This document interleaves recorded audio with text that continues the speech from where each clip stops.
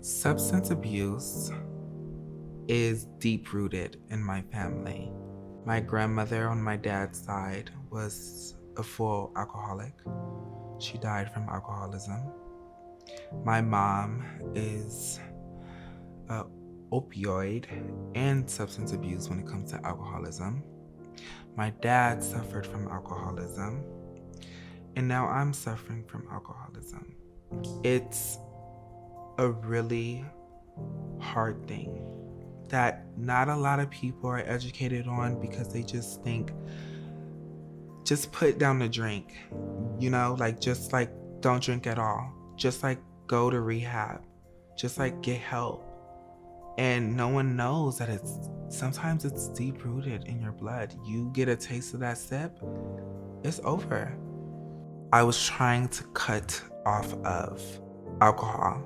I start dipping into oxys. I ask myself a lot, why am I here? I found myself in Orlando, Florida. I was homeless. I had a friend who allowed me to sleep on her couch. She introduced me to a friend of hers. And during that time, he started to introduce me to opioids. First time I tried it, I got really sick. I didn't know I had an allergy to what he gave me. Um, but I ended up having a really bad reaction, and he was upset. There was a lot of pain, there was a lot of struggle. It was an uphill battle. I was fighting my body, my mind, my community, my parents. I was fighting the world, it felt like. I feel like my experience with opioids came from trauma bonding to a degree. I mean, I was in a place where I was homeless. I had met someone and we were like on this journey together, two people battling trauma and depression. And opioids were something that relieved us from that. It was like an escape.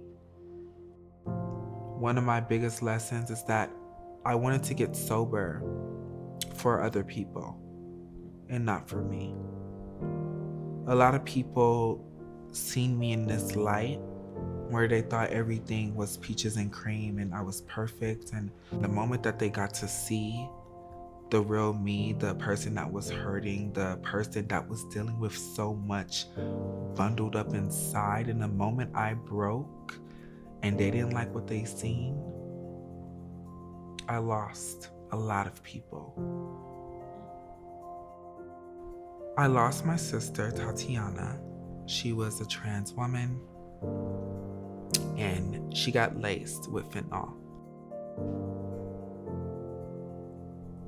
I have never met someone like her.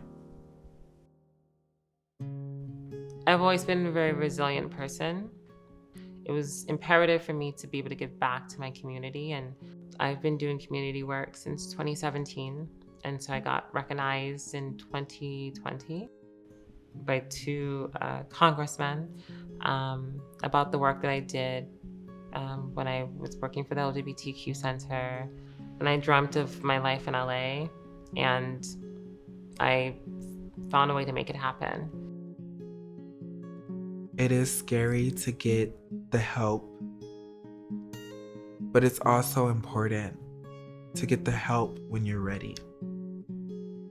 You have to be able to be patient and be kind to yourself because it's a long journey. If you are someone who is experiencing opioid and substance use, let this video be a sense of support and comfort for you. Understand that our community members, and even if that's you, that you have a right to receive access, visibility, and equity in your health care and in your social journey. And here at Equality California, we're committed to do so.